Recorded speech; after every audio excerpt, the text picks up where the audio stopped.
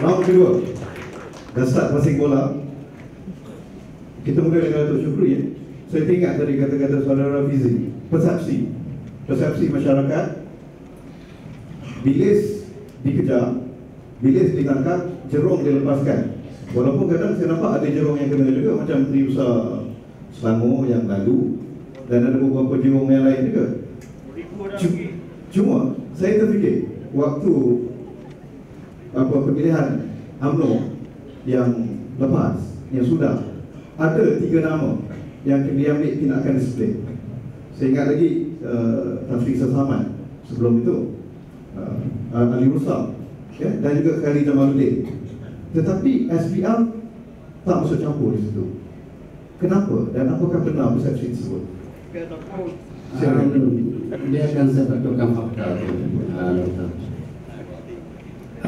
Kita masuk. Kalau tuan-tuan nampak dengan jelas kita Tun Razak, itu kes yang paling clear. Kita tangkap, kita cas dia kerana membeli. So tak bermaksud bahawa SPR tak ambil bahagian dalam itu. So berbalik pada soal persepsi ikan bilis, ikan jerung tadi kan. Saya bercakap pasal realiti ya, tuan-tuan, fakta yang sebenarnya. Saya nak beritahu di sini. Sejarah membuktikan bahawa kalau tuan-tuan buat kajian, tuan-tuan lihatlah apa yang berlaku sekarang di Malaysia. Kitalah orang yang paling ramai cas ahli-ahli politik berbanding dengan Singapura, malah dengan Hong Kong. We are the best among the best. Yang banyak sekali kita cas kebaikan itu. Tapi masyarakat dia masih tak nampak ini.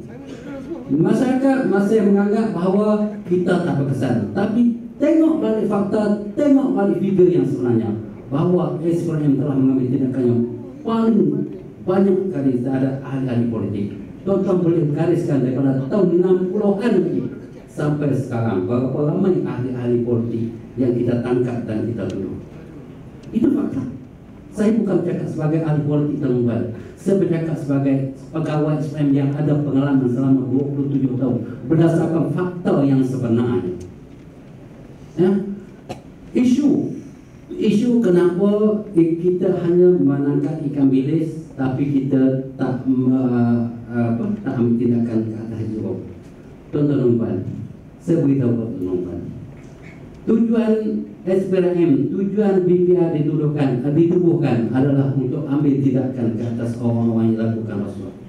Betul. Ikutkan hati saya tuan-tuan, ikutkan hati pegawai saya. Kita nak tangkap ke semua orang-orang yang terlibat rasuah, kita bubuh dan lokap. Itu ikutkan hati saya. Betul.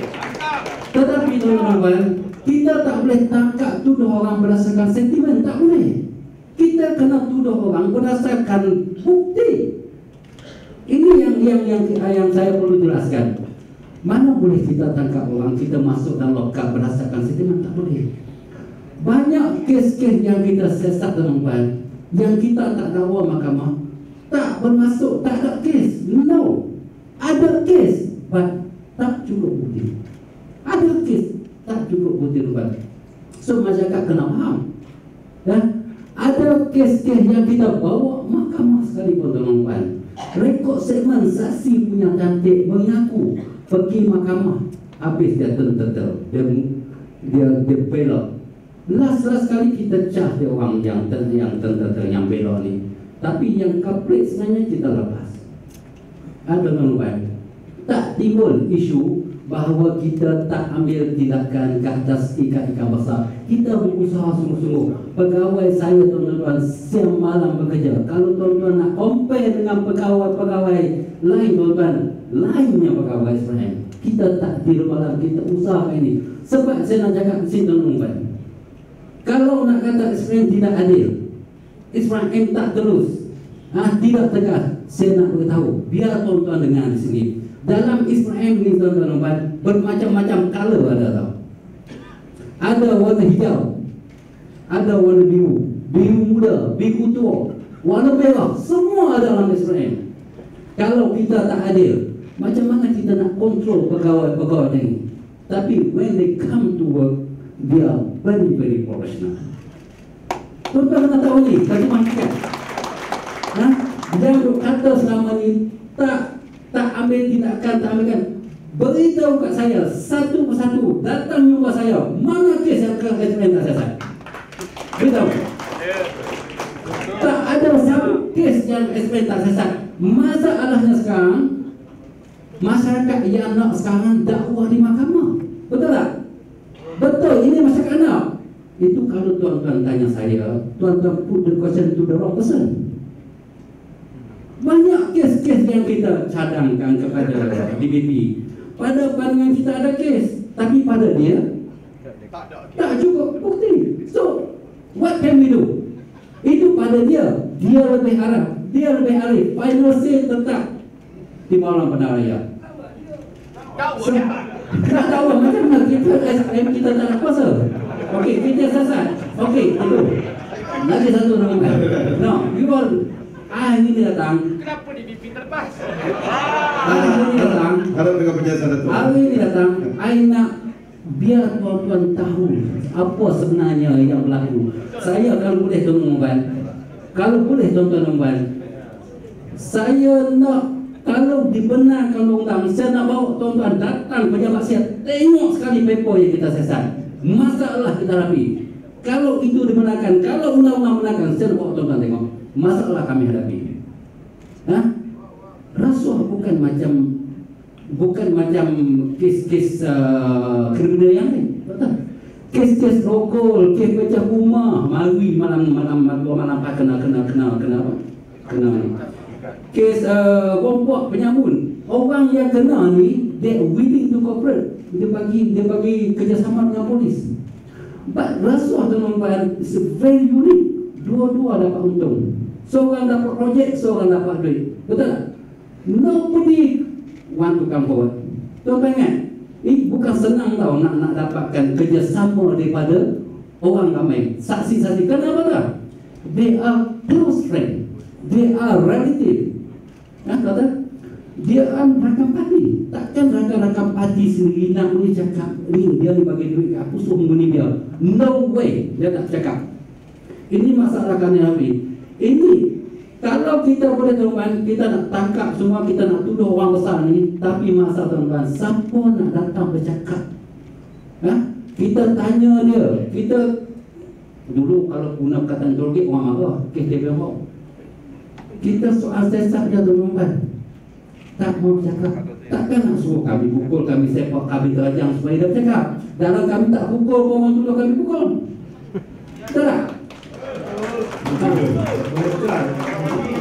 Okey. Boleh menjelaskan? Silakan. Okey, Datuk. Silakan. Ya, di pengalaman saya ini nama Datuk Syukri hebat dulu. Dia ketua penyiasat dan pernah dalam kes-kes yang tertentu pihak kerajaan ataupun orang politik daripada barisan yang disiasat, dia kata Datuk Syukri ini warna hijau. Warna hijau. Tapi tak apa. Saya nak bawa satu isu iaitu persepsi Jerome dengan ikan bilis ini. Sebagai seorang ahli jawatan kuasa khas mengenai rasuah di dalam parlimen, kita juga bertanya pada yang sama. Dan saya memahami kekangan yang dihadapi oleh SPRM. Masalahnya ini pendakwaan, bukti. Kita nampak dia ada kereta besar, rumah besar, kehidupan yang besar. Itu bukan menyebabkan dalam Malaysia ni tak salah jadi orang kaya. Ya, mungkin dia dapat duit daripada mak bapak dia dengan nenek dia kan, lotre kan, tak tahulah. Itu tak salah. Yang penting sekarang kepada SPRM ialah mendakwa. Tetapi masalahnya dalam rasuah ini ialah lagi besar rasuah, lagi sophisticated caranya. Kalau yang jual katalah pihak penguatkuasa ataupun polis diberi RM1,000, it's quite easy, senang. Kadang-kadang bank balance dia RM500 saja. Sekali ada RM5,000. Itu mungkin ada. Tapi yang besar ini yang masalah. So, macam mana Datuk? 100 juta whatever amount. Ya, itu satu. Itu masalahnya dari segi kerana duit itu bukan ada di sini.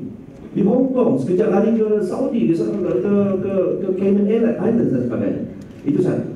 Yang keduanya ialah masalah SPRM ini ialah atau persepsi ialah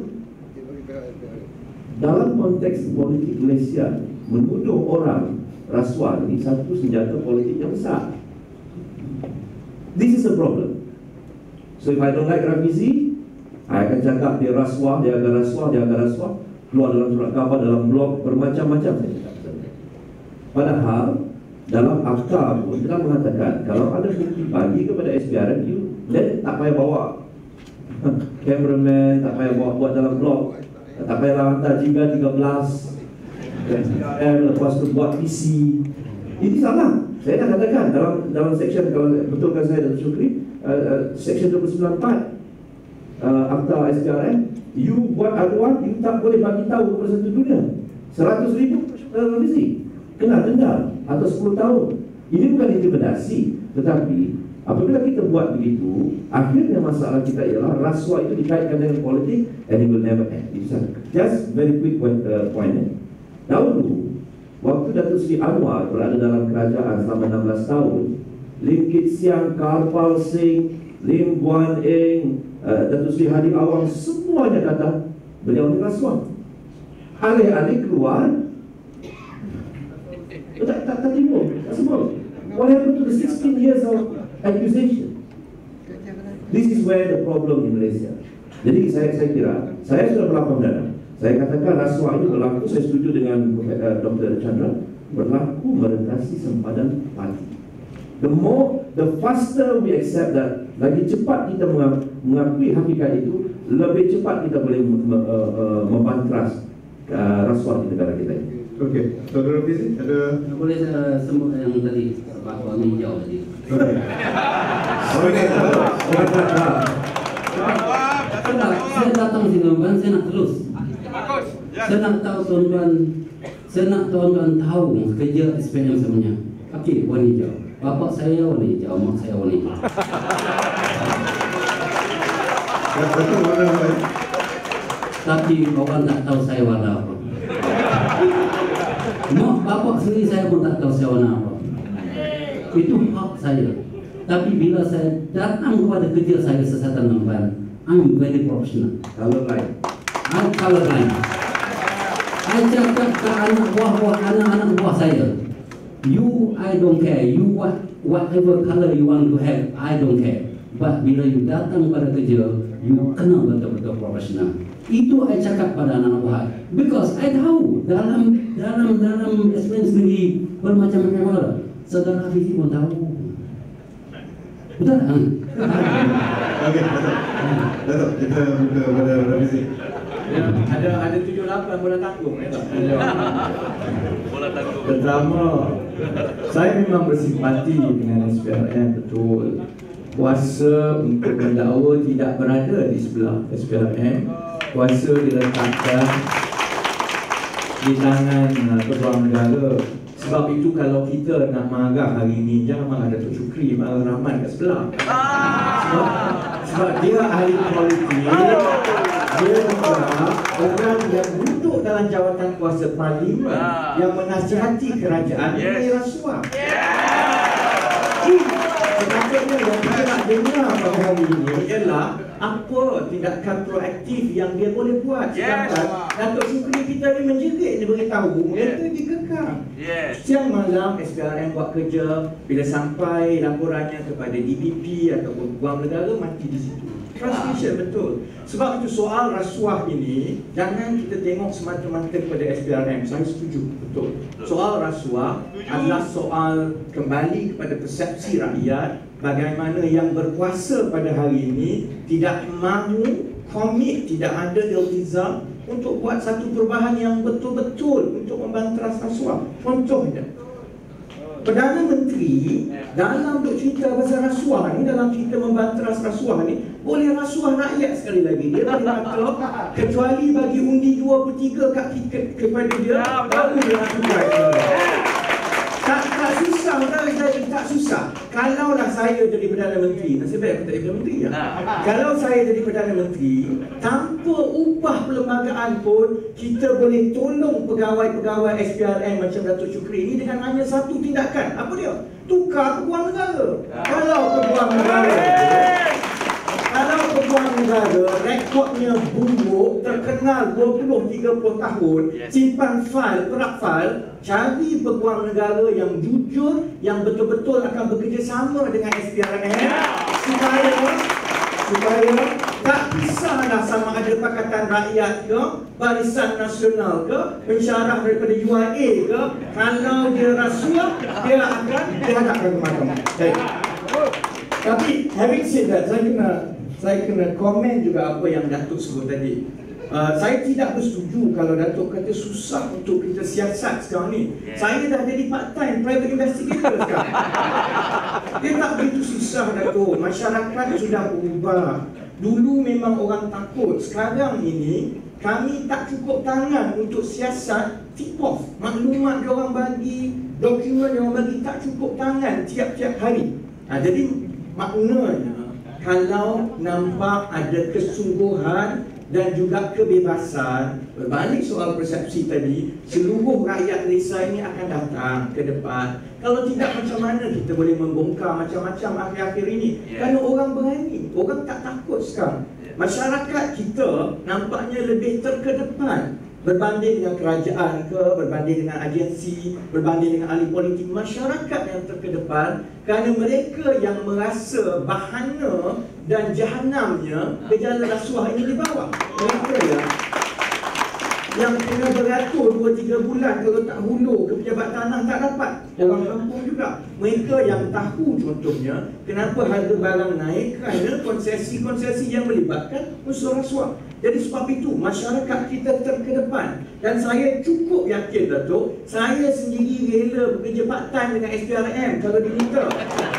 Kalau SPRM bagi jaminan kita boleh siasat menteri-menteri high profile ni, saya sanggup. Saya sanggup dengan part-time.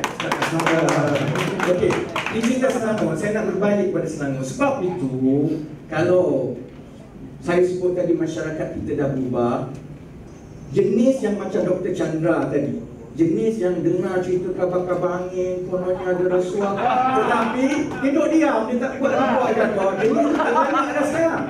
Yang banyak sekarang, kalau Dr. Chandra betul lah, dah lah dia kata dengar kabar angin.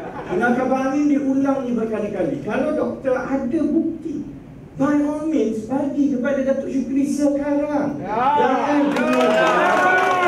seperti apa yang Datuk Rahman kata, mempolitikkan rasuah. Ini yang namanya mempolitikkan rasuah. Saya dapat satu, saya tengok semua, saya tak simpan-simpan, saya bawa satu gerombolan pergi jumpa SPRM. Dan oleh kerana cara inilah, walaupun Datuk Rahman cuba nak bagi isyarat-isyarat menakut-nakutkan kita, cara macam inilah, kalau kita tidak istiqomah selama 6 bulan, seorang ketua wanita UMNO tidak akan meletakkan jawatan. Jadi Dr. Chandra ambil maklumat bagi kepada Datuk Syukri, mudah. Cuma saya nak sebut ya, memang saya akui rasuah ini is a problem of heart, is a problem of man. Power corrupts. Absolute power corrupts absolutely. Tidak siapa pun menafikan ini. Cuma yang rakyat nak hakimi ialah apa jenis dan juga tindakan yang diambil baik oleh Barisan Nasional, baik oleh Pakatan Rakyat yang lebih bersungguh-sungguh untuk membanteras rasuah. Contohnya mudah. Kita tengok negeri-negeri Pakatan Rakyat, sampai sekarang tidak ada seorang pun ahli politik Pakatan Rakyat. Walaupun orang yang berkali-kali juga dipanggil dan disiasat, masih belum ada seorang pun yang disabitkan dengan kesalahan rasuah. Kita lihat dasar-dasar kerajaan Pakatan Rakyat, tendernya semua terbuka. Di Selangor 99% tender terbuka. Bila sudah ada dasar-dasar begini, maka ruang kepada ahli politik, kepada ahli perniagaan untuk buat rasuah itu maka lebih kurang. Sebab itu soal rasuah ini soal persepsi. Kita tak perlu sound effect di luar. Terima kasih saudara moderator ya. Perkara yang dibangkitkan oleh saudara Fizi, sebenarnya soal ini tentang apa yang berlaku di negeri-negeri kita sudah pun disampaikan kepada SPRM. Mereka tahu dan saya yakin bahawa perkara ini akan disiasat. So jangan kita bimbang tentang apa yang akan dilakukan oleh SPRM dalam soal. Yang kedua, tentang rasuah dalam konteks politik. Memang di mana-mana pun, termasuk negara kita, soal rasuah ini dipermainkan oleh beberapa pihak. Kerana soal rasuah inilah satu-satunya isu yang membangkitkan kemarahan rakyat. Sebab itu kita selalu mempermainkan soal rasuah. Sekiranya Saudara Rafizi begitu berprihatin tentang rasuah, kenapa dalam ceramah-ceramah beliau dan pemimpin-pemimpin lain dalam Pakatan Rakyat mereka terbangkitkan satu perkara yang begitu ketara? Kenapa ke perkara yang saya bangkitkan ini? Apa ke perkara yang begitu ketara? Buat kali pertama dalam sejarah politik negara kita, pembangkang dipimpin oleh seorang pemimpin yang didakwa dan dihukumi dalam mahkamah kerana rasuah. Nama yang saya maksudkan Saudara Anwar Ibrahim yang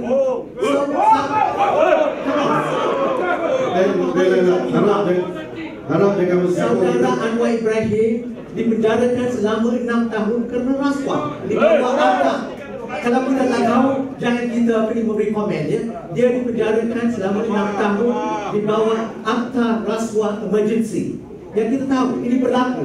Dia dipenjarakan selama 6 tahun dari tahun 1998 sampai 2004 kerana rasuah. Kerana rasuah, kerana dia menyalahgunakan kuasa dalam kes yang sabitkan beberapa individu yang rapat dengan dia. Itu fakta.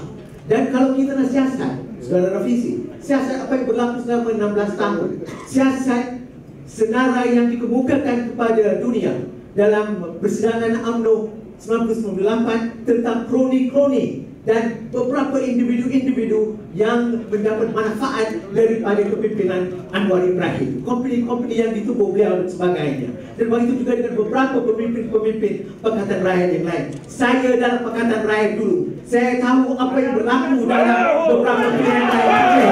Saya tahu tentang rasuah. Saya tahu tentang kuasa. Okey, terima kasih Dr. Chandra. Saya kawan-kawan, diam. Tak, saya hanya Nih, kita dengar penjelasan daripada wakil anda sekalian.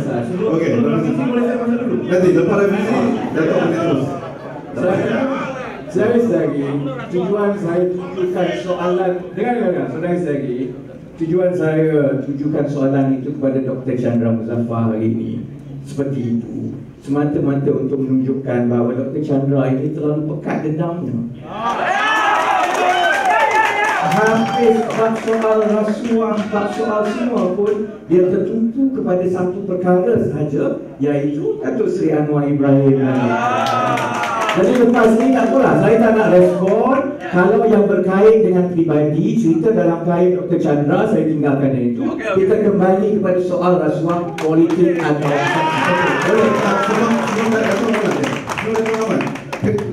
Okey, isu pribadi satu hal, tetapi apakah benar tuduhan yang dikenakan kepada Anwar itu sudah berkaitan rasuah? Tuduhan itu, kalau ikut peraturannya, memang seseorang yang menyalahgunakan kuasanya untuk kepentingan pribadi adalah rasuah.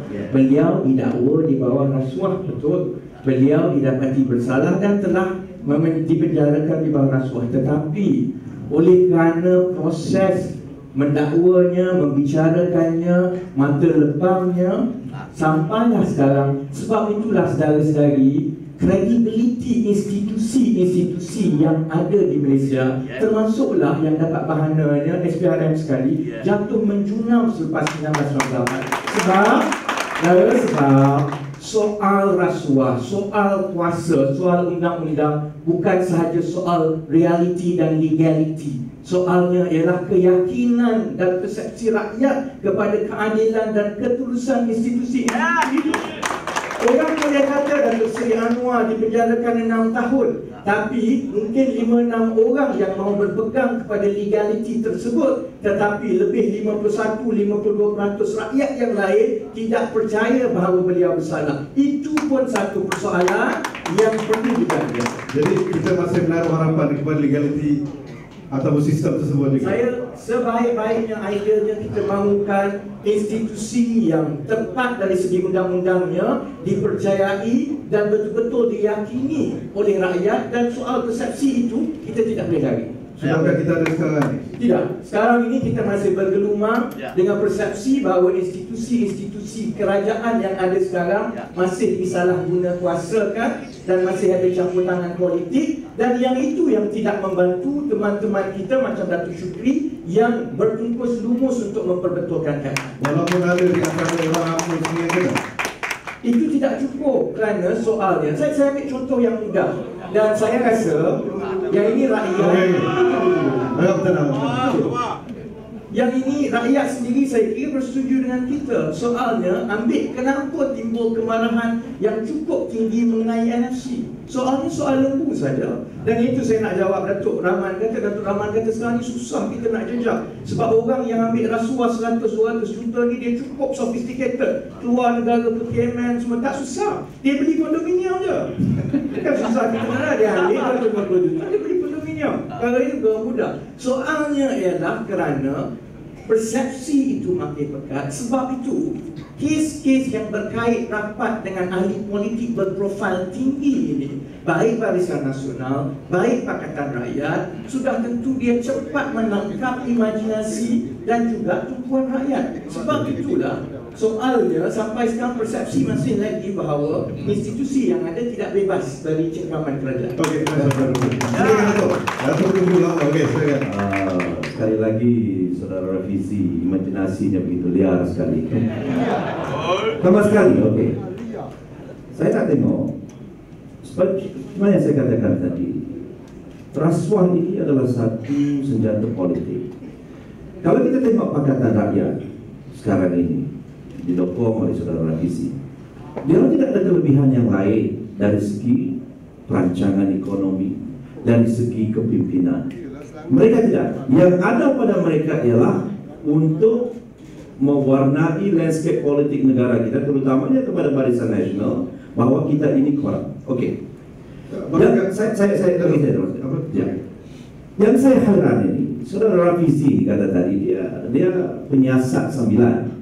Tapi masalahnya penyiasat sambilan ini dia tutup mata sebelah.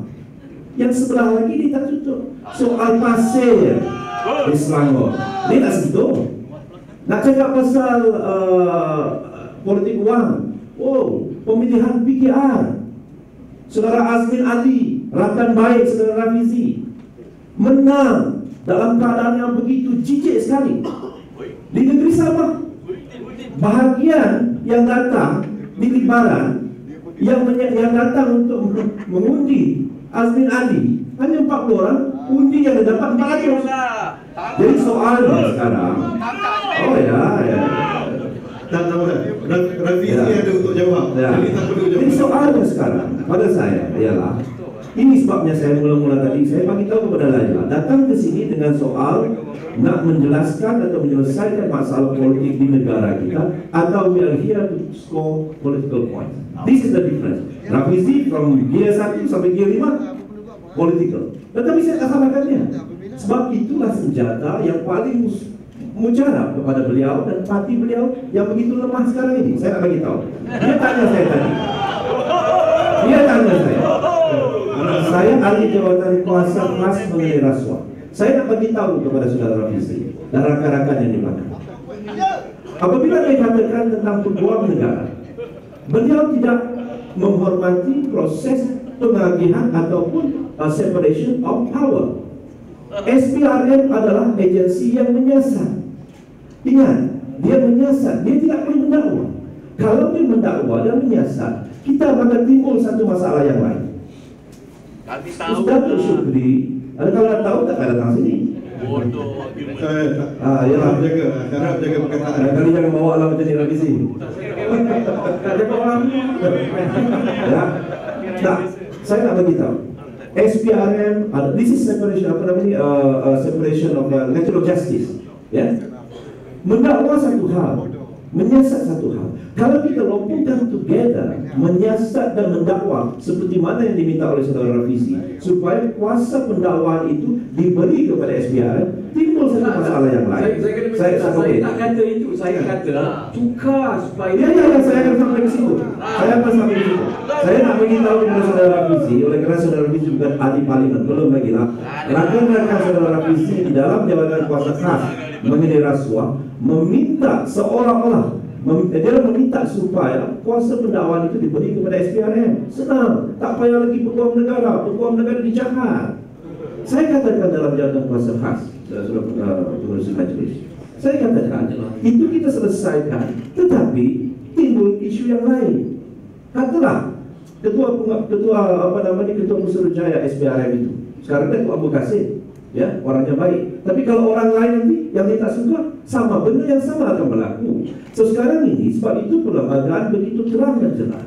Kita kena asingkan. Yang mendakwa, yang menyiasat mesti menyiasat. Yang masalah mereka ini ialah mereka ada masalah dengan Tan Sri Gani Patail, seorang individu. Dan saya pun faham.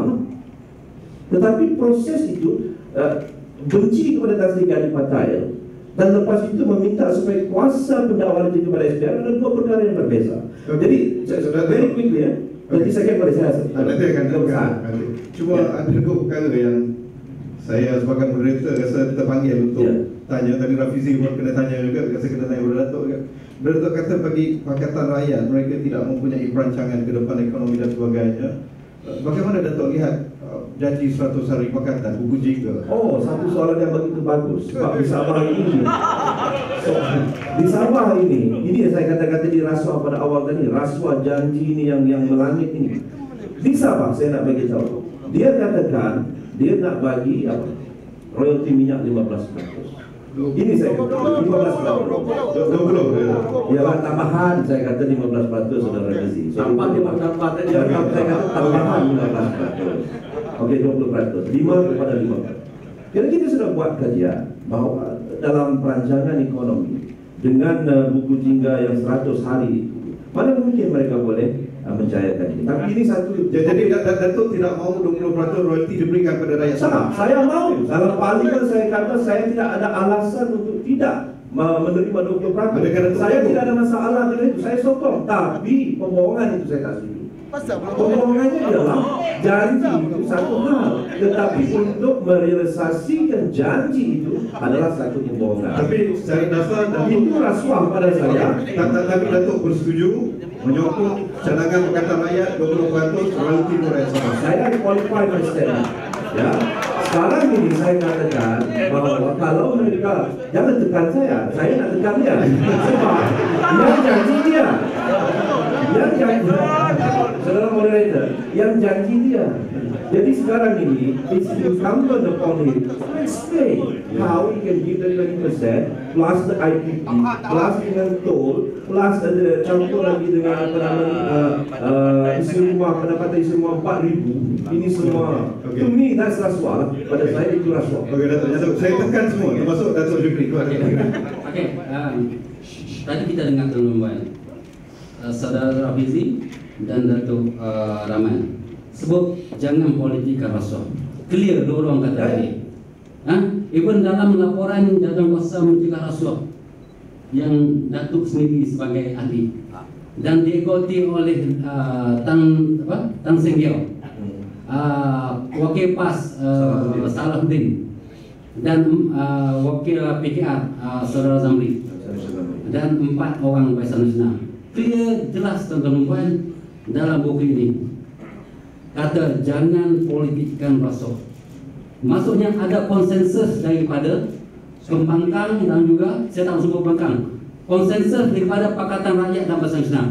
Clear, this got documented. Okey, isunya sekarang kita tak boleh cakap setakat berhenti setakat itu tuan-tuan. Tak boleh kata jangan politikkan rasuah. Kita kena terjemahkan kepada perbuatan kita. Betul tak?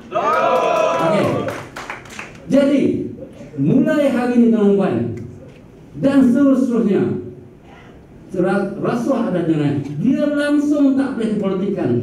Kita kena terjemahkan perbuatan-perbuatan supaya dia tidak dipolitikkan. Sebagai contoh yang jelas, yang saya sebut tuan-tuan, yang heboh dalam blog sebelum maklumat disampaikan kepada SPM, bawa reporter, bawa kameraman, tuan-tuan. Ibaratnya kes-kes yang macam ni yang mementingkan kepala SPM kami, mementingkan kepala pegawai, mementingkan kepala saya, apa kesan dia nampak?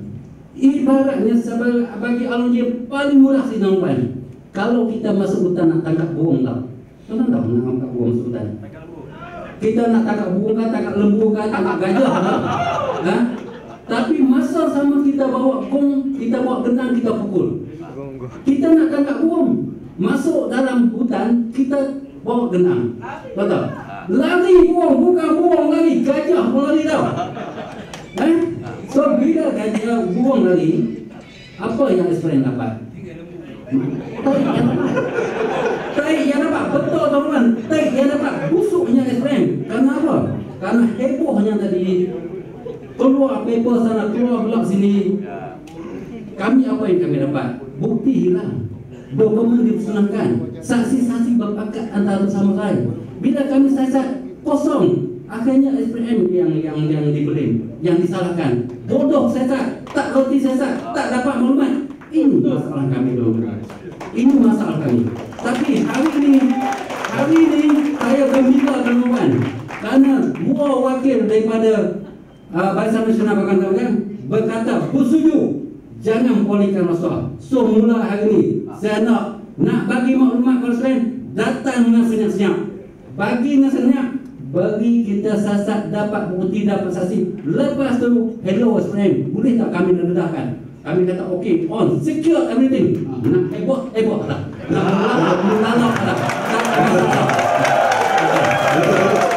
Ya, saya rasa ada dua perkara kat sini. Perkara mungkin yang saya faham lah apa ni saudara Rafizi cakap tadi, dan juga Datuk Rafa bertekankan, masalah benda ni bukan benda burung yang tak nampak dalam hutan. Masalah benda ni lembu di depan, gajah di depan mata. Jadi sebab itulah mereka pukul gendang semua untuk bawa gajah ni masuk dalam juran. Kan boleh. Dalam hutan tu segala mana yang makan rasuah, gajah kah, lembu kah, babi kah, semua kami nak tangkap satu kali. Masalahnya ini masalah bukti-bukti yang kita tak dapat. Kami nak semua ni. Itu tujuan matlamat kami. Kita buka kertas catatan, kita sesat. Itu matlamat kami. Tapi saya katakan tadi, kita tak boleh dakwa orang atas sentimen. Kita nak dakwa orang, nak tuduh orang, mesti berdasarkan fakta-fakta dan bukti yang ada. Tak boleh teman-teman. Datuk, saya rasa yang cuba dibawa oleh Rafizi tadi, bukti resit dah ada, bukti segala laporan kondominium dah ada. Jadi apa bukti lagi kita perlu kan? Betul. Pada pandangan Tuan Rafizi, betul bagi dia, pandangan dia. Tapi pada kita, sasaran kita bukan setakat itu. Saksinya, saksi kena bercakap benar. Betul. Section 47, saksi section 30, saksi kena bercakap benar. Dia tak boleh cakap benar walaupun benar tu jatuh pada diri dia, isteri dia, anak bini dia. Tapi apa yang berlaku sekarang yang saya sebut tadi, masalah besar terapi adalah kerjasama daripada saksi-saksi. Because 70%, 80% evidence kita adalah bergantung kepada saksi-saksi. Dokumen cannot speak. Kalau saksi tidak mau bercakap benar, apakah ruang kuasa SPM? Boleh menekan mereka, tolak paksa mereka. Ini kalau dia ikut doktor, moderator, kalau kita ikutkan kita kan, orang yang datang pejabat SPM bagi maklumat, kemudian cakap dengan reporter, dah berlana dah kita cah. Tapi takkan kita nak cah orang-orang macam ni yang datang beri maklumat kepada kita. Dari segi legal dia, memang kita boleh cara. Tapi kalau kita cah orang ni, memang salah. Apa kesan kepada SPM? Tengok dana SPM, orang datang pada buat boleh cas. Tengok. Tiap kesan dan apa? Buruknya SPM. Jadi tuan-tuan, hari ini saya dapat persetujuan. Mula hari ini tak ada lagi rasuah dipolitikkan. Ini janji dua orang yang saya dengar hari ini. Cuma saya risau bila kalau tidak ada orang lapor ke media semua, dia masih boleh sebab baik Pakatan Rakyat atau Barisan Nasional. Tapi kesian media tak ada bahan. Dan apakah pula peranan media di dalam mendedahkan isu-isu yang melibatkan rasuah? Adakah mereka tak ada peranan? Media okey, peranan dia besar tuan-tuan. Tapi janganlah kita melaporkan sesuatu yang boleh merosakkan kes. Kita tak boleh tak ada masalah. biar I kata tadi, biar kita dah dapat segala bukti-bukti, lepas tu kita berilah kepada media, tak ada masalah, kan? Sekarang ni masalah dia dedah di peringkat awal yang menyusahkan SPRM yang saya kata, tak ada masalah. Media, you are welcome to have us, no problem. Okey, terima kasih. Habis pusingan kedua yang saya rasa dah cukup untuk panaskan suasana.